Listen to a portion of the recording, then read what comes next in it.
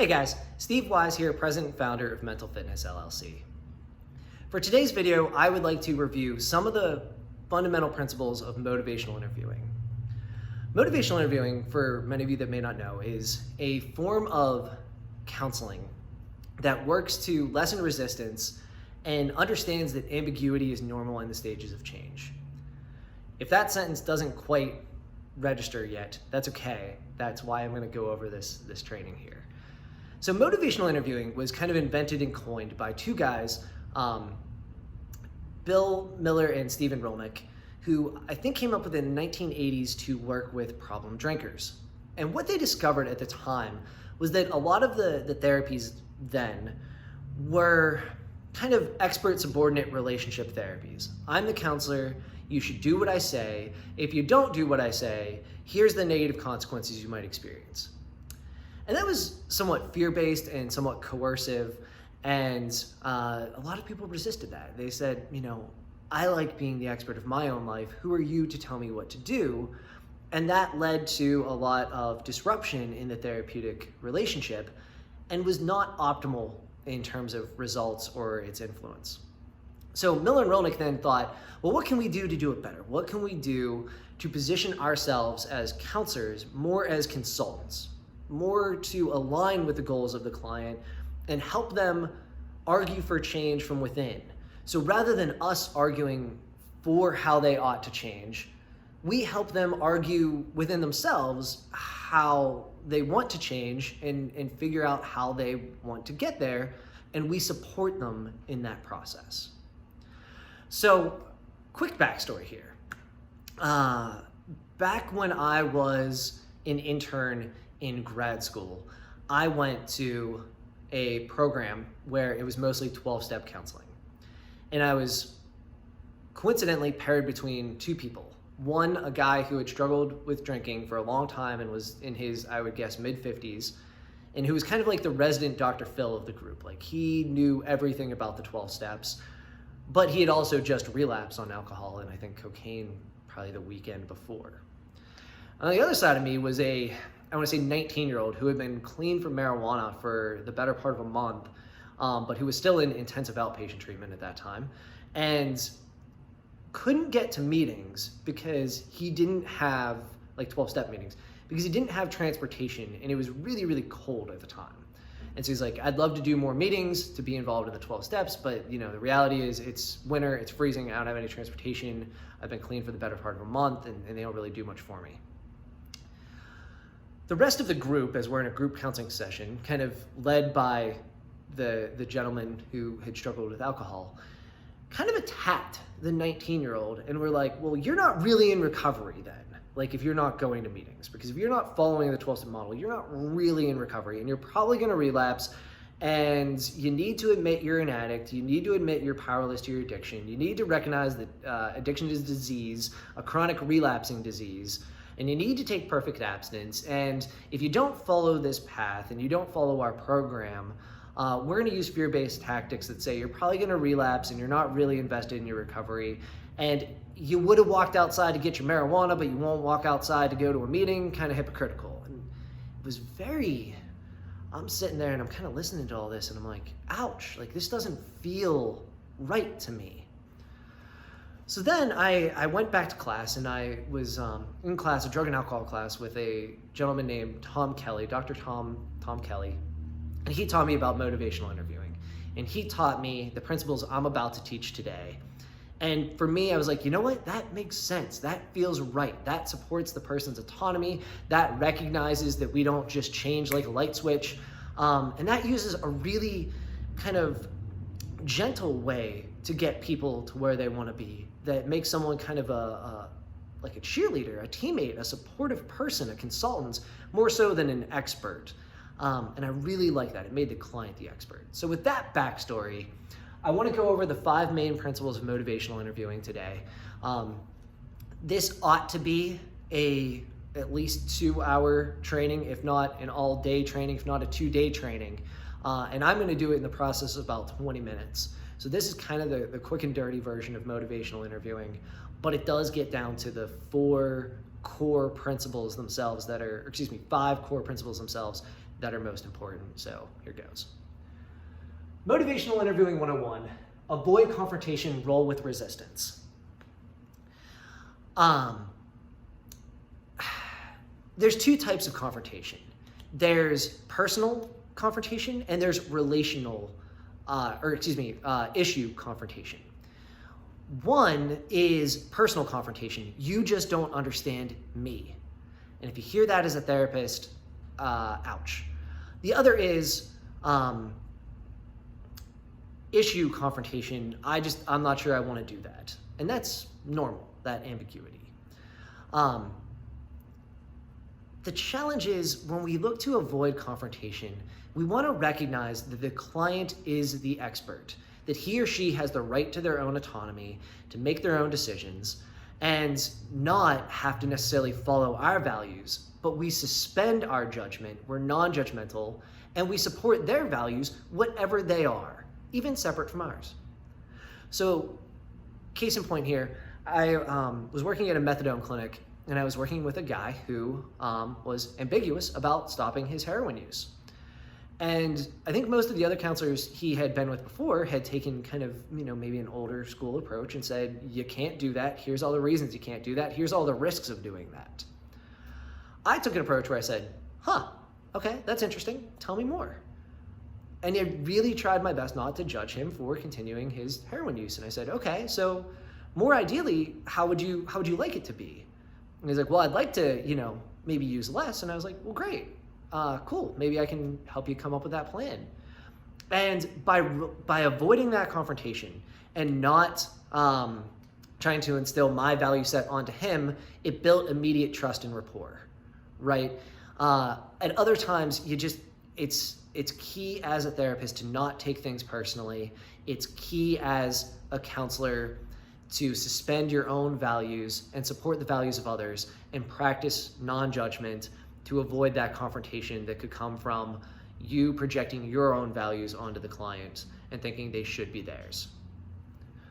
Rolling with resistance. Ambiguity is normal in the stages of change. So what do I mean by that? Ambiguity is that, yeah, I want to, but, right? Like think about if we ever want to quit a job or something. It's not usually, I realize I've kind of hit my ceiling at this job and I'm going to quit now. It's, I kind of want to quit because I don't see the growth potential there, but, it's really good pay, it's decent benefits, I don't know what the job market looks like outside of this job. And as a counselor, we understand that ambiguity is normal in the stages of change. That yeah, but process is exactly that. It's a process. And we tease out that process with the person and we let them come and present their own decisional balances. And we roll with any of that resistance in a way that says, that's normal and that's okay. And that's principles 1 and 2. Principle 3 is to express empathy. Okay. This is being non-judgmental. And there's a technique to use for this, which is called OARS. OARS can stand for open-ended questions. This is those questions that get really good, rich content. Like, tell me about a typical day. Or, so I'm curious, what are your thoughts on that? And phrases like, I'm curious, I'm wondering, I imagine, correct me if I'm wrong, but, so tell me, those type of open-ended, non-threatening ways of eliciting information. It's interesting, I'm curious, correct me if I'm wrong, let me reflect this. So what I'm hearing is, those are great ways to offer reflections, which we'll get to. And also great ways, the O stands for just open-ended questions, to get really good, rich content to dive into. A stands for affirmations. And that is you seek the positive in the person. You find where they have their character strengths and you point them out to them. Somebody gets in a fight because even though they shouldn't get in a fight because they're on probation, but you say, hey, I appreciate that you stood up for a friend. Those affirmations and finding the positive in that person's character go a long way. Reflections we're going to talk about, there are 4 types of reflections. I'm going to go over all of them. And summaries. Summaries is a great way if you need to transition from one subject to the next, or you need to wrap up something at the end of kind of the therapy hour, that you say, so today, I'm really proud of you. I heard that you made progress on your career, you want to eliminate soda from your diet, you started an exercise plan, I'm really proud of you for that. And I think all that's awesome, and these are steps in the right direction. And then you link to something else. What can we schedule for next week? Or now that we've talked about that, I'm wondering about your relationship, right? Summaries are a great way to just kind of do a reflection and then pivot in the politest way possible. So that's OARS, open-ended questions, affirmations, reflections, which we'll cover more in a minute, and summaries. There are basically 3 or 4 ways that you can then express empathy using the OARS. One is to normalize. Normalizing is, a lot of kids get in trouble for drinking in their early 20s. It's not an uncommon occurrence, and you just normalize the experience. Validate. You have the right to feel how you're feeling. I'd feel that way if I were you too. And when we look at rolling with resistance and avoiding confrontation, if you see any malalignment, you see that you just don't get me or you just don't get it, you can roll with that and say something very validating like, I don't blame you one bit for how you're feeling. I'd feel that way if I were you too.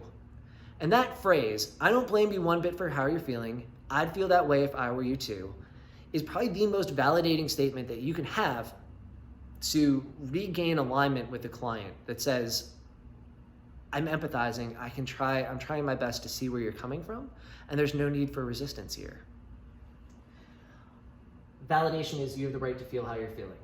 Clarification is what you do as a motivational interviewer is you offer reflections and you're offering essentially hypotheses. So what I'm hearing is, so correct me if I'm wrong, but so you're feeling angry? No, I'm really, it might come off that way, but really I'm just sad and disappointed.